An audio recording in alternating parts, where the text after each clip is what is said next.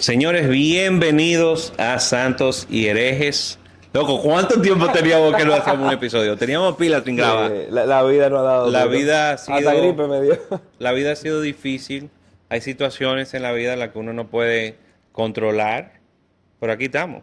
Aquí De estamos en regreso. otro episodio Y más. tenemos mucho que no estábamos en un mismo lugar Y grabando tenemos algo. mucho que no estábamos en un mismo lugar. Porque, loco, en verdad tú tienes la capacidad de para mudarte para Miami.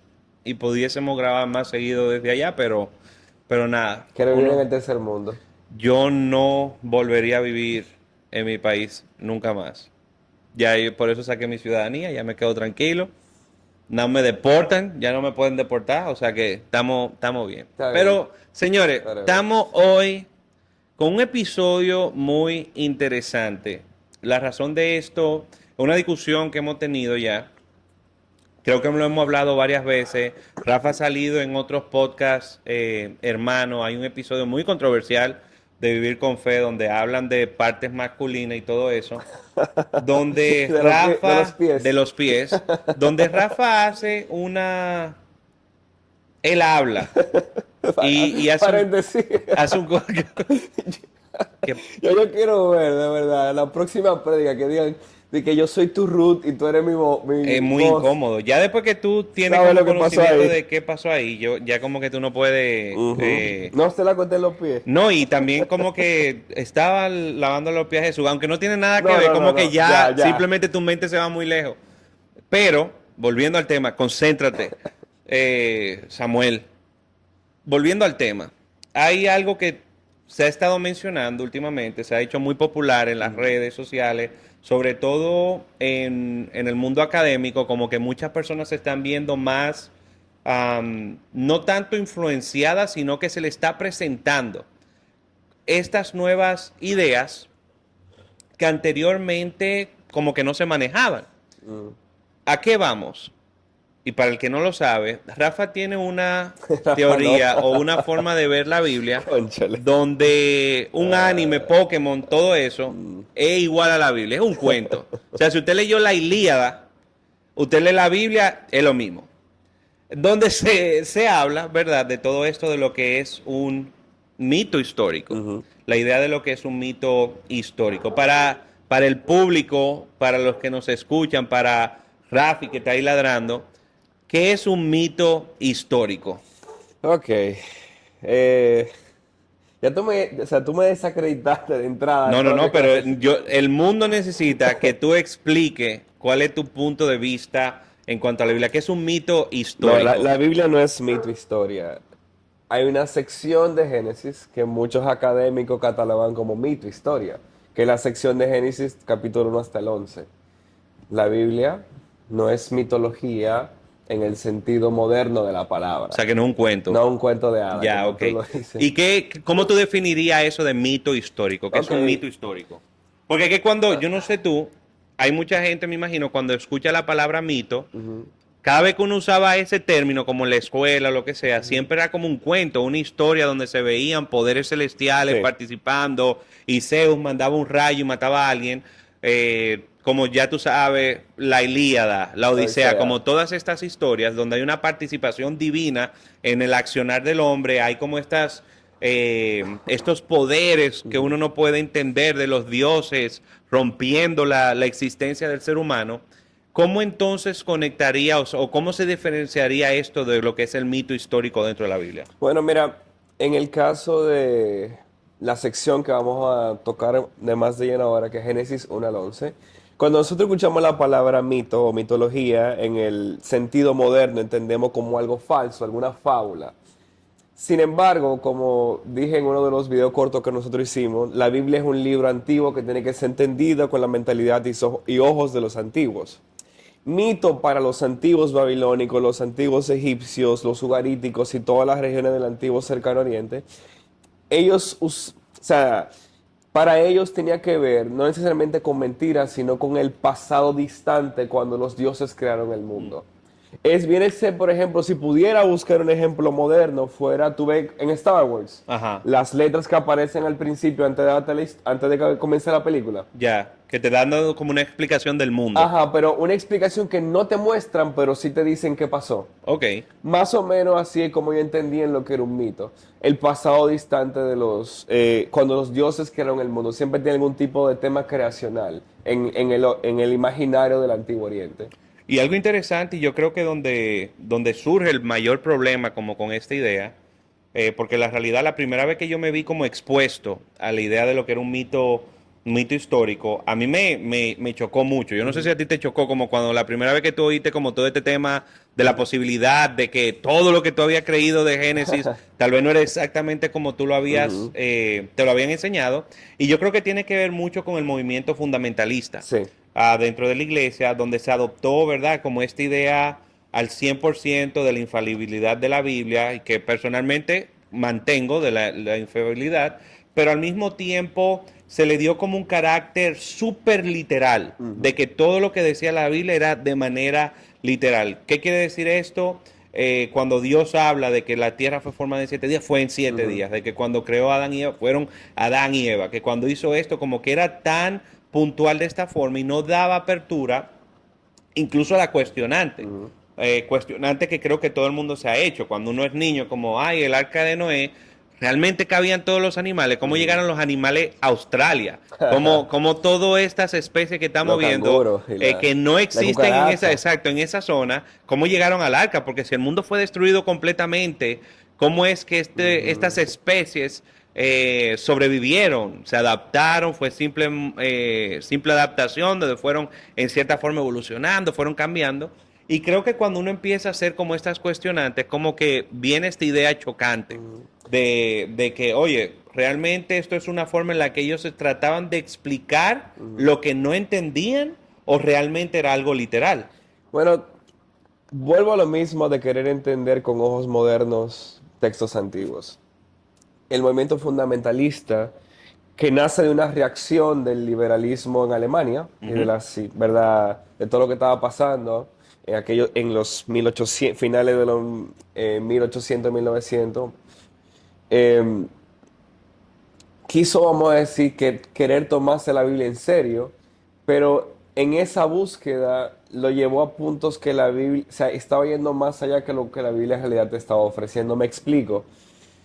Se hizo pobre erudición en ese Ujú. proceso. O sea, cuando hablamos de erudición es que, ok, si yo tengo un texto como las narraciones del Antiguo Testamento, como Samuel, Crónicas, Jueces, más que leerlo como historia, como moderno la leería, mi pregunta debe ser, como buen lector, estudiando un texto antiguo, ¿cómo los antiguos escribían sus historias?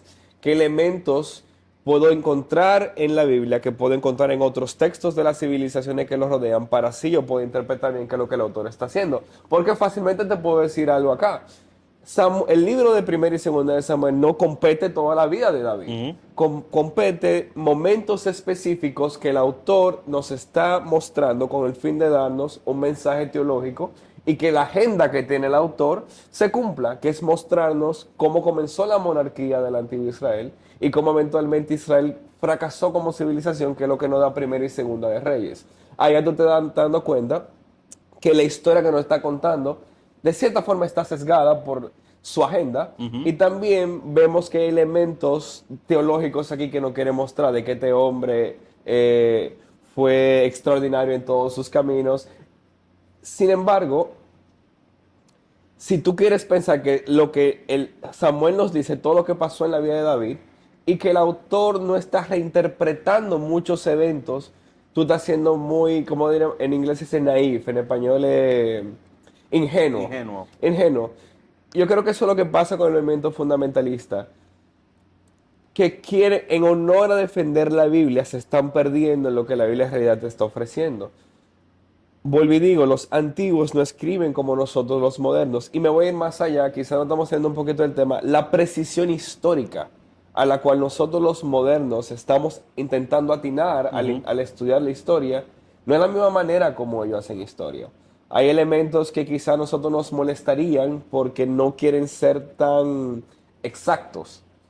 y quizás están manoseando ciertos eventos como te lo están contando. Y que tal vez simplemente están tratando de resumir o en cierta forma de decir la idea, pero no necesariamente están tomando en cuenta como todos los detalles que tal vez hoy en día nosotros tomamos.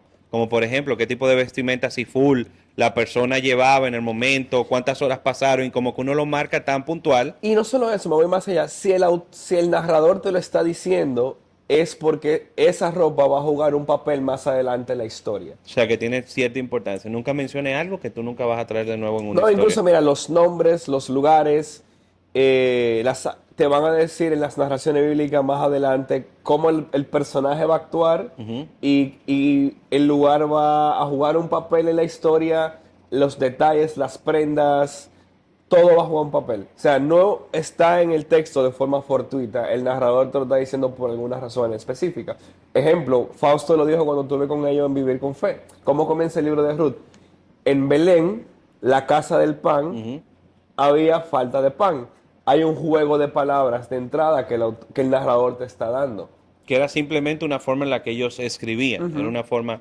Entonces, ¿cómo llegamos a la idea o llegamos como a estas conclusiones que se ven en la academia, que muy interesante, normalmente no se ven en un mundo tal vez de seminario ni nada por el estilo, se ve ya más como en lo académico, de lo que es un mito histórico? O sea, ¿cómo se llega a la conclusión de que estos primeros libros de Génesis, el Ujú. tipo de literatura que está utilizando es este mito histórico? Se hace lo que se entiende como comparación textual. Tú tomas Génesis y vamos a tomar por ejemplo el primer capítulo, Ujú. bueno, del 1 al 11, y lo comparas con textos similares de otras civilizaciones y tú te empiezas a dar cuenta que hay similitudes en la forma narrativa y en los elementos. O sea, obviamente hay discusión sobre este Claro. tema. Yo estoy tomando la postura de que me inclino a mi tu historia, pero nace de tú compararlo con otros textos y decir, si Israel está viviendo en este tiempo, y esta es la manera como ellos están escribiendo las historias del pasado lejano cuando Dios se crea en el mundo, y tuve los mismos elementos en Israel que como lo ves en Babilonia y en Egipto Ujú. y en Ugarit, o sea, Canaán, en el norte, quizá estamos lidiando con lo mismo. Y se presta debido a que, mira qué interesante, Génesis 1 comienza con caos y con Sí, agua. sí. El Enuma Elish, que es el cuento creacional babilónico, comienza hablándote de una guerra cósmica entre dioses y que antes de la creación lo que había era agua. Mm. Los textos egipcios dicen cosas similares y también habla de un inicio con agua. Creo que ya tú estás empezando a descubrir un patrón de cómo los antiguos entienden el pasado lejano. Ellos entienden el pasado lejano como caos y que la gente del caos tiene que ver con cuerpos grandes de De agua. agua. Ok. Entonces, por ejemplo, porque este es un comentario que normalmente dentro de esta línea siempre se oye, Ujú. es como que, pero ¿y qué tal si en verdad fue que les robaron como todas estas ideas a los judíos, como de sus escrituras? Como que dicen que realmente todos los otros escritos Ujú. del mundo de Mesopotamia Mesopotamia. realmente en cierta forma imitaron a lo que fue en la Biblia, como siempre dicen, como que, bueno, el diablo siempre busca la forma de Ajá. imitar lo que Dios hace. Entonces puede que el diablo simplemente le vendió como esa historia a esa persona. El problema de eso es que es un comentario bien intencionado, pero muy desinformado. Porque si yo me voy a fechas, el Enuma Elish y el ciclo de Baal, que son los mitos Ujú. creacionales de tanto Babilonia como Ugarit, preceden al Pentateuco por milenia casi. O sea, estamos hablando de que si yo tuviera com- Elegir, di que que quién elegir le quién escogió a copió a qué. quién, yo diría, esto es en el caso de esta alegación, yo diría, Claro, claro. por lógica, Israel tuviera que copiar a los otros pueblos, no Ujú. viceversa.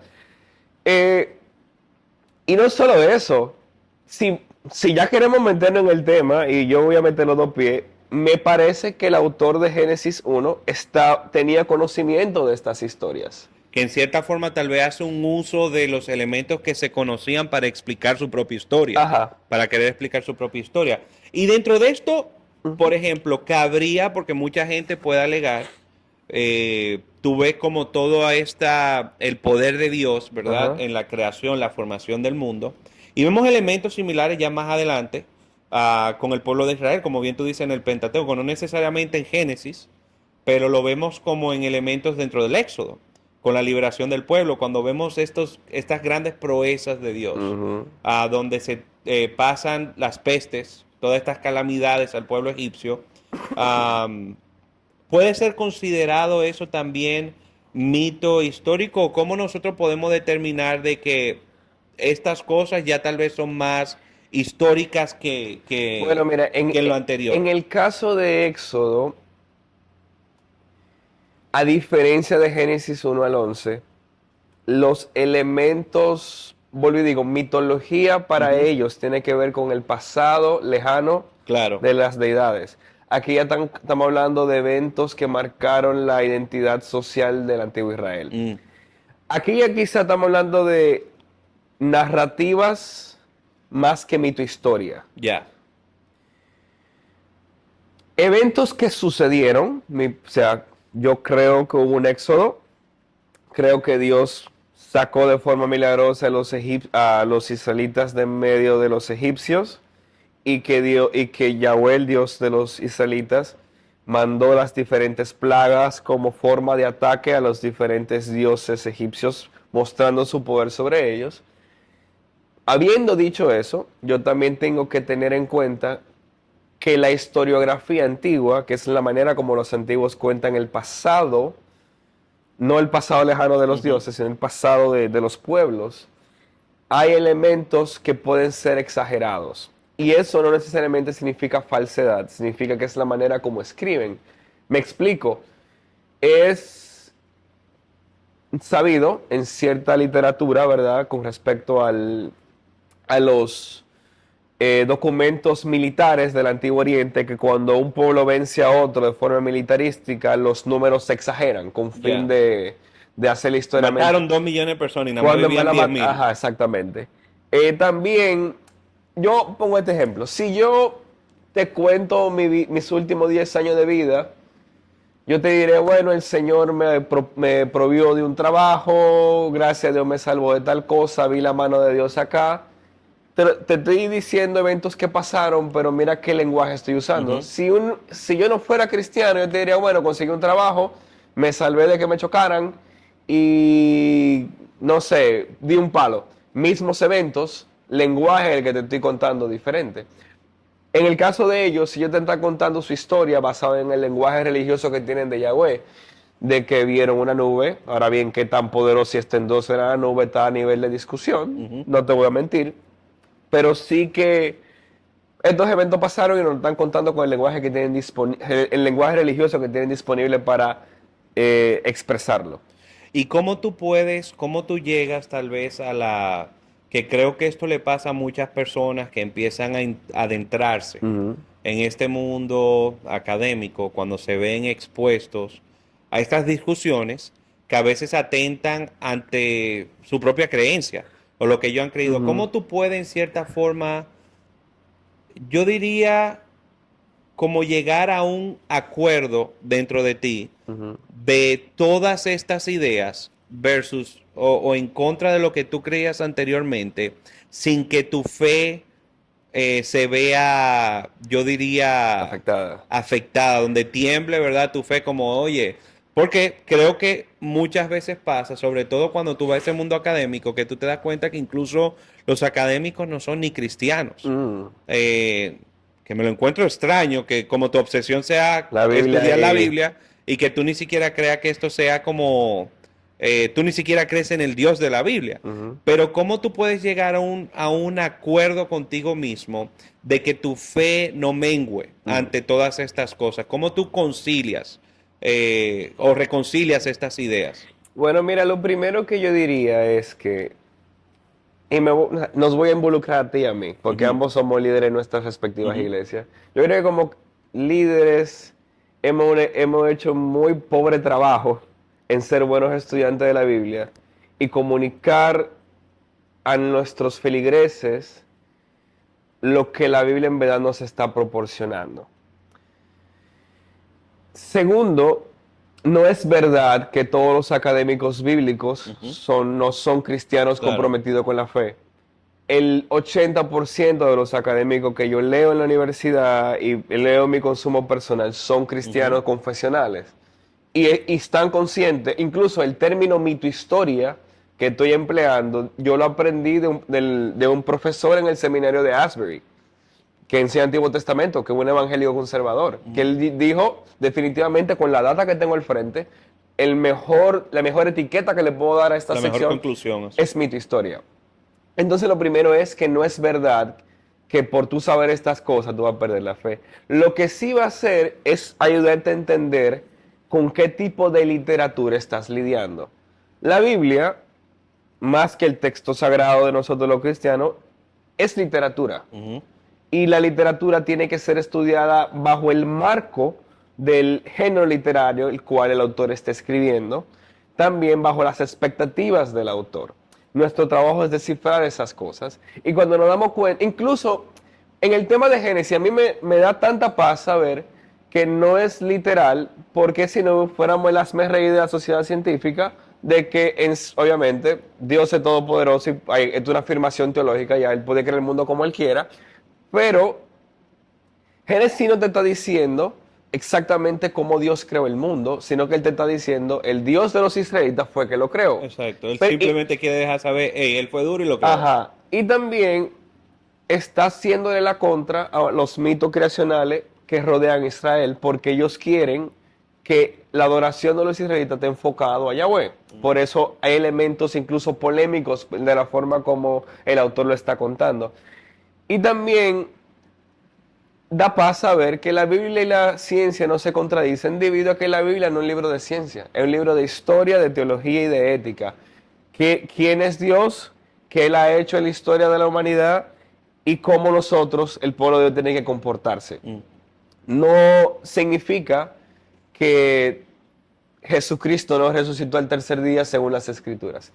Ahora bien, tengo que hacer hincapié en la importancia de nosotros quienes predicamos en nuestras iglesias locales y enseñamos la Biblia a entender estas cosas. Yo me he dado cuenta que los líderes de las iglesias han hecho pobre trabajo en saber teología y han hecho aún peor trabajo en saber ciencias bíblicas.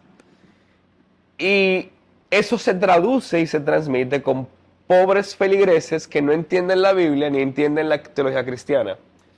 Y el entender la Biblia va a hacer que el feligrés que nos escuche va a decir, entonces no tengo que preocuparme si la Biblia y la ciencia se contradicen, porque la Biblia no necesariamente está hablando sobre eso.